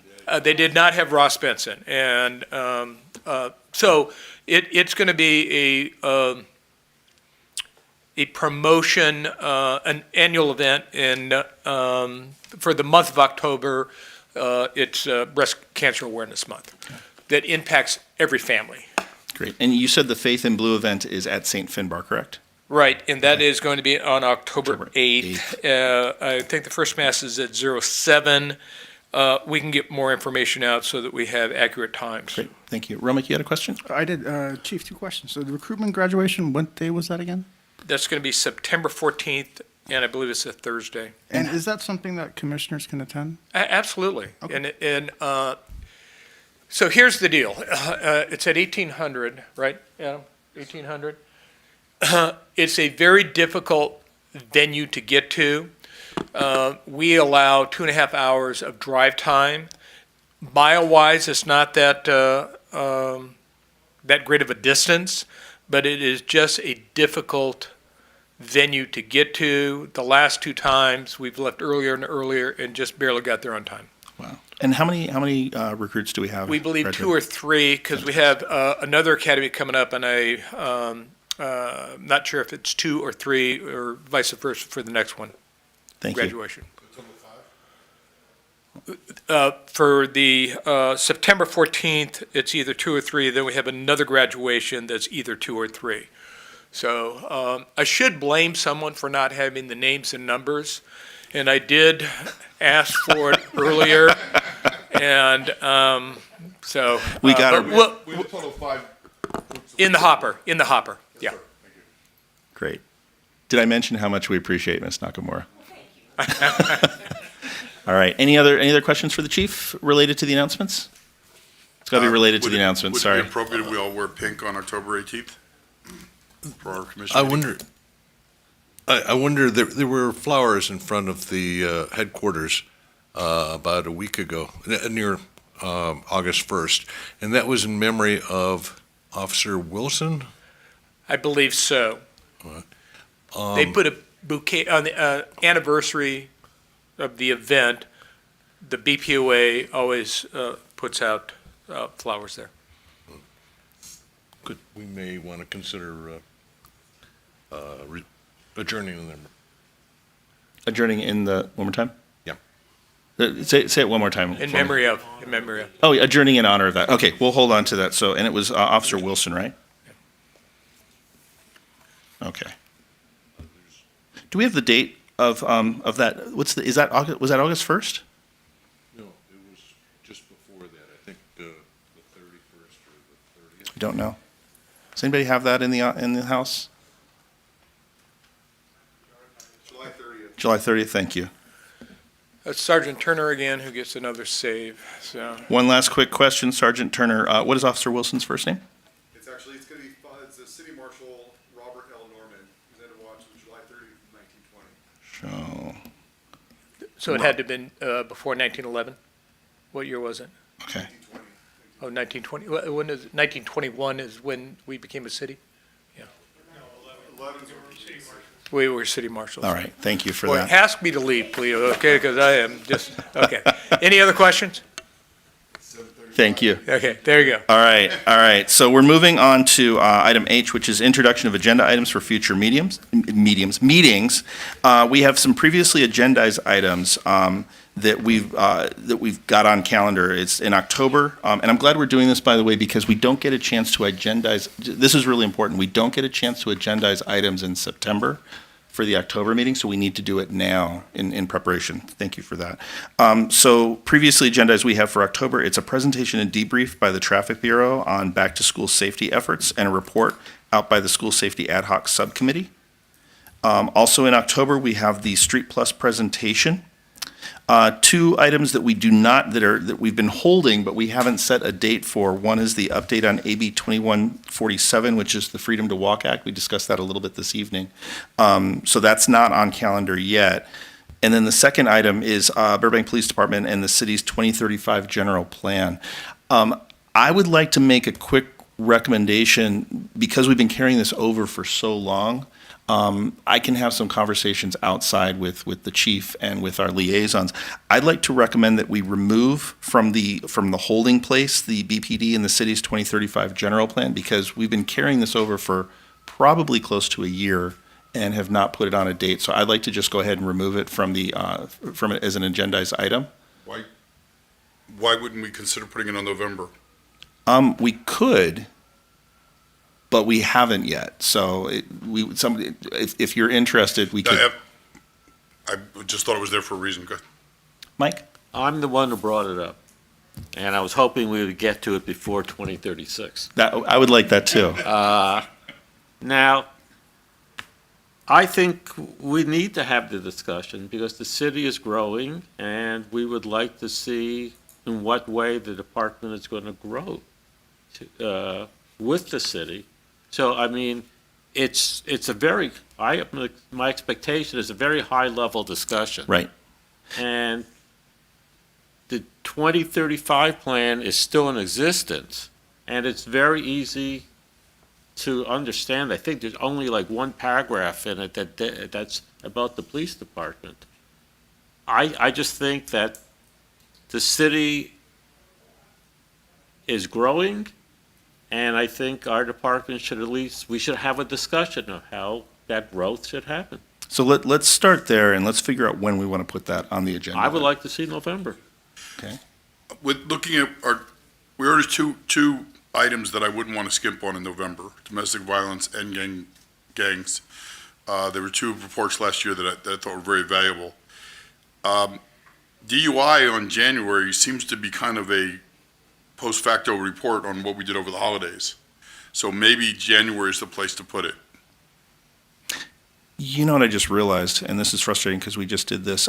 We will have to keep this in mind for later. Is we also had in a previous meeting we had identified when we wanted the military equipment report. I just realized that we'll go back. We can agendize it for. That's the month before City Council gets it, whenever that is. Yeah. So what we'll do is I just want to make a note that we'll get there in October. Shoot. Does anybody have access to the notes of when we had talked about putting that on there? Sorry about jumping around like that. All right. So what I'm going to do is actually, looking over at the chief, do you remember off the top of your head when the department first puts together the draft of the military equipment report? So it's going to be January. I wish, Courtney, but typically January, February. So can you give me 1 minute? No, Yeah, I'll get a hard date because there's a 30-day window as far as notifying the public. Right. And then we have that joint session where it's open to the public. Then we do the commission. So I want to say February, but And if I recall, we wanted to have the discussion so we could provide input to the report and to the city council before the report is finalized as well. That was part of the discussion before. So that's why I was thinking that it might be in November, October, November. Good. Can you just give me a couple minutes? Yeah. Thank you. If you could look at that, we'll keep working with the other items in the meantime. Sorry about that. Yeah. And I don't want to belittle this because I think it's obviously one of the most important things we discussed, but would anything have changed from last year's report? I don't think we've deleted or obtained any new equipment. That's a good question, but we can't get into all of that because that's actually getting into the item itself. That might make it a a smoother. Might make it easier to address Yes. the report. because- Okay. Because I think everybody except Okay, for Ms. Wenzel okay. will be familiar with the process. All right, we'll let the chief and department do a little bit of homework on that so we can catch up on that. So let's keep going with this. I just had a Yeah. clarification on the report out from the school safety committee. Yeah. Do those include, I know in the past I've used the language like discussion and potential action or recommendation versus Recommendations, yeah. versus report out? Do we want to just phrase it Yeah, that way? yeah, maybe? we'll include presentation, discussion, and Discussion recommendations, yeah. and, okay. Yeah, so let's do this. I've been jumping around a little bit because my memory has jogged on a couple of things. I want to go back to BPD and the city's 2035 general plan. So it's on the agenda right now. The recommendation is to have it, to identify a date for that. Mike, it was originally your agenda item. You recommended, do you want to recommend it when we want to go over that? Or when we want to include that in the agenda? We've got three, if I'm looking at this correctly, we have 3 items already identified for October. We have 2 items identified for November. We currently have 1, potentially 2 items for January right now. I would say January. January? There's Okay. no great rush, but let's get it done. So let's do that. So the recommendation, so it's a motion, and we would need do you want a motion? Motion that we discuss the 2035. Mike, yeah. I will make a motion that we discuss the 2035 plan in our meeting of January 2024. Great, I'll second that. All in favor? No, discussion. Oh, okay. Bob, first of all, it was my original recommendation, so I'm backing up for myself, I'm sorry. Just with the schedule you put out there, there's a possibility that has to be the military equipment meeting, Potentially, so. which would take place before, the public meeting would take place before the commission meeting. It's not one in the Right. same meeting. I'm just thinking, Yeah. because I remember speaking to the current mayor about it at grand opening for Romix Business last year, and I believe that was in December or January, so it was around that time frame. I'm just thinking that one of them needs to be in January, and one needs to be in February. And, So separate them out. So let's. no, one, either the general plan or the military equipment. One needs to be January, and one needs to be February, depending on the city council schedule. What is the schedule for the meeting with the public about the military equipment? Well, That we- has to be scheduled first. Yeah, That was in February. let's get a little bit of clarification first. Chief? So I went to my subject matter expert, and we're all kind of right. So in January, we talk about it, Police Commission, so AB 481. The February, we had the community meeting first, because there's a 30-day window, so the community has 30 days to see the report online. Then we did the joint session before the Police Commission's meeting, and that was in February. And then we had our regular Police Commission meeting after that. And then before April 26th is when it's presented to City Council. So, So there's enough time in there to provide some feedback along with the public comment period, to provide feedback to city Right, council if we do right. it in January.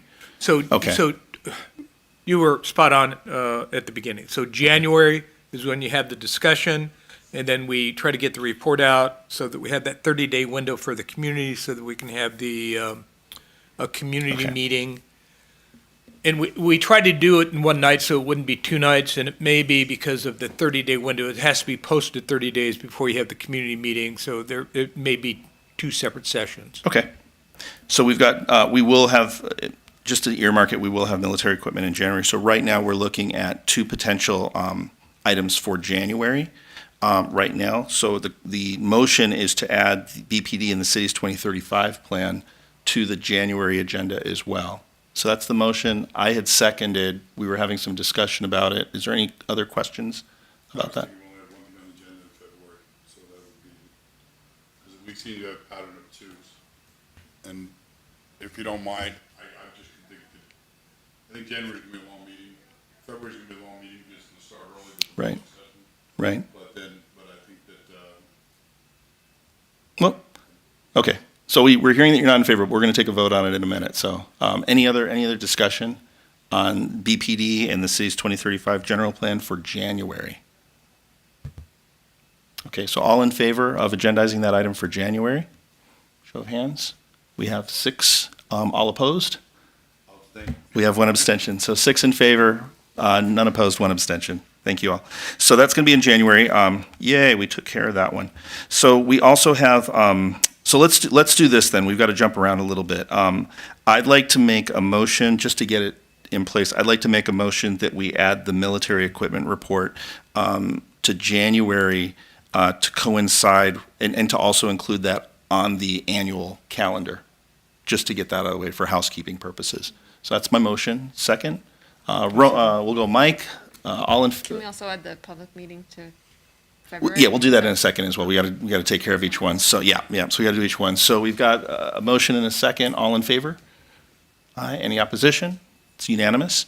So then the next piece, Layla, you were talking about adding the public meeting to the February.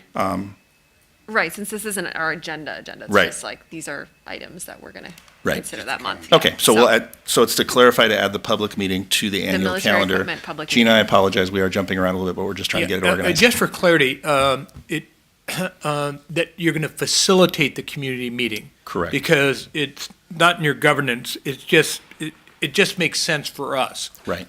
We don't have to be attached to the police commission for that community meeting. So I think how it's phrased is going to be important for the reader. Okay. So, Because it kind of suggests that you're the oversight body for that. All you No. are doing is facilitating. Okay. And I believe it's called a community meeting. Sherry, am I right on that? Does that sound right? Community meeting for AB 481. right, I think it's special community meeting, I think is what they identified it as. I believe you're right. Yep. That's Okay. special community meeting. Cool. All right, so we've got that clarified a little bit. So you're Yeah. you're only agendizing it as adding it to the calendar, not for an actual meeting. Correct, because then what we'll do is the meeting before we will formally do that. But we are actually agendizing, backing up a moment, we are agendizing the BPD and Cities 2035 plan specifically for January. Good? Okay. Excellent. All right, so again, for the month of October, we currently have agendized the presentation debrief by the Traffic Bureau on back-to-school safety efforts and report out by the School Safety Ad Hoc Subcommittee. We also have for October the Street Plus presentation. Do we have any other motions for other agenda items for October? Romick? Thank you, James. I have two. It can be depending on level of importance. I think that given the current smash and grab incidents that have occurred, especially at the Americana, so you see like 30 people fleeing the scene, agendizing maybe a brief report, on what the PD's response to that and what the PD is doing to take preventative measures and insights on like any new laws or anything that's happening. So Can I do a report out on that? Because we are getting ready to be attached to a task force that will start as soon as next week. Great. So maybe an update as far as participation in a task force. Okay, so to clarify, the agenda item is an update from the department on participating in a task force related to smash and grab incidents in neighboring cities. Okay, so that's a motion. Do we have a second? Paul? All in favor? Any opposition? No abstentions? Okay, so that's unanimous as well. And that would be for October. October. Update from the department. Just an update from the Just an department. update. Okay. And also Perfect. just an update from the department because we had a great presentation on Cadillac converter thefts. And just an update on what the end of the year looks like, given, what James mentioned earlier about the email that was sent by Captain Cremens in regards to changing the channels, where it's encrypted now and they can't monitor the channels, how that's going to affect theft over the next few months, maybe. So the motion is to do a report out from the department on the encryption of radio channels. And how that's affected Cadillac converter thefts at the end of the year as far as what the numbers will realistically look like. Does that make any sense? It does. How about, because it's a sea change, and it's more than the police department. It's also fire, it's also other police departments. And Captain Cremens can easily do an update as far as going to encryption and that related process. I think it might be difficult to tie just catalytic converters to that change. So maybe it could be a broader report to see, has there been any impact on crime numbers overall? General. Okay. Generally? And to clarify, it's just a report out, so it's not going to include discussion or recommendations for that. It's just a report out from the department. If it's a general,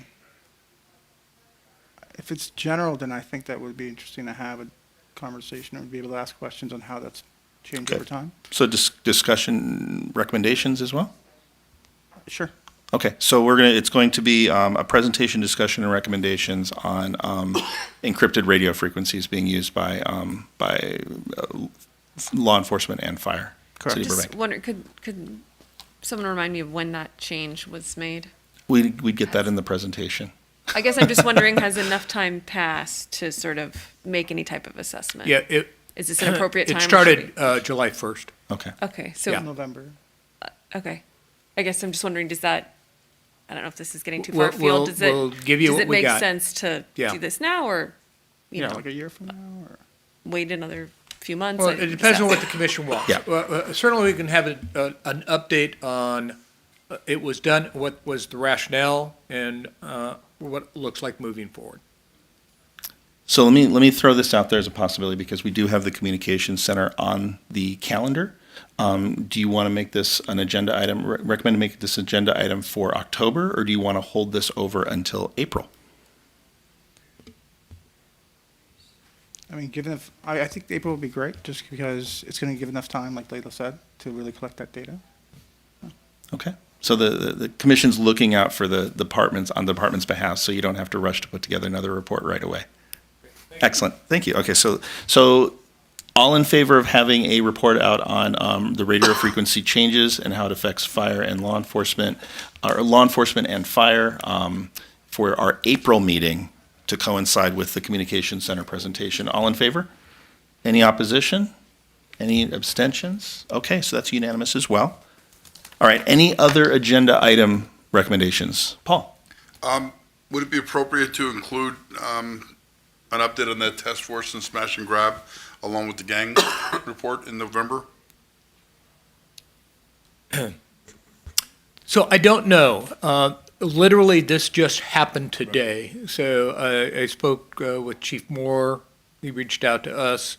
So I don't know. We probably could have a conceptual discussion. I just don't know. There will be media attention associated with this because of what has occurred. Because of the media attention that they've been getting. Right. Yeah. So, got a phone call yesterday, today, and it's starting on Monday. So, Sherry, I apologize. I need a reminder. Did we already agendize the report out from the department on that, or were it we was just an discussing update. it? Update.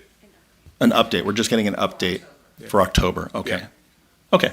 So I want to make sure we've got it on the agenda and everything for October, and we already voted on it, if I recall. So I don't want to open up discussion on that. Okay. Okay. Any other recommended agenda items? Okay. With that, I want to announce that our next meeting date is Tuesday, September 26th, 2023. Mike, That one I do have a question about. which one? The joint meeting. Okay, joint meeting. So, okay. Last year, when we had the joint meeting, we had our chair represent us as the spokesman for our group. That is my understanding. And I'm just suggesting that we do that again. Yes, so I'll just make a quick announcement that if you have comments, things that you would like me to address with the city council, if you can email that directly to me, and then I will prepare those comments in the presentation that night. Mike? Just a housekeeping suggestion. We've created a lot of ad hoc committees. I would like to see the membership of the ad hoc committees being posted so that if a resident wanted to contact a specific commissioner who was on that specific committee, I think they should have an easier way. That is a fantastic, Gina, help me out here because this is going to get a little complicated. That is a fantastic idea. And I don't know if we can discuss that right now and how to do that. Don't discuss it. Ms. Nakamura will make it so. Okay, there we go. Done. Thank you for that, Gina. I just had one question, and again, stop me if but do we have a sense of when we would see a copy of the OIR report before the meeting? I don't know. I have not seen it either. you know, we I believe that the city attorney, the police chief, and the city manager have yet to meet, but they're going to be meeting shortly about the report. But they need to meet and discuss it before it goes out to anybody else. And we do traditionally get it before that meeting. It's just, it's a relatively close, it's a little short, but we get it before the meeting. Okay, It'll probably be September 14th. okay, That's when OIR meets with the city manager okay. and the city attorney. Sounds good. So we'll have roughly a week or so before that. Okay. Yeah. I'm sorry, Ann, it's okay. Out of turn, out of order.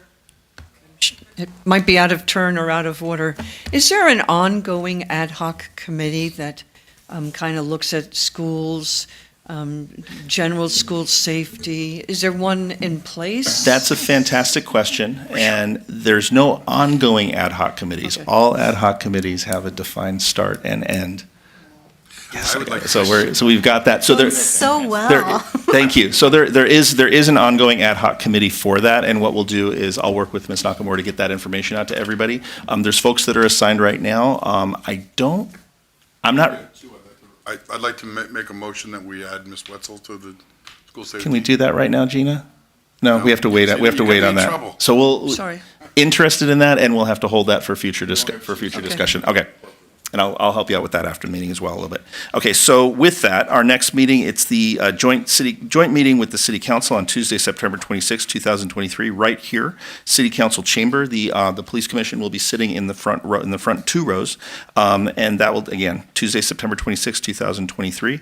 What I'd also like to do, at the recommendation of Big Mike, I'd like to adjourn this meeting in honor of City Marshal Robert Norman. Did I get that right? Robert Norman, whose end of watch was July 30th, 1920. Thank you.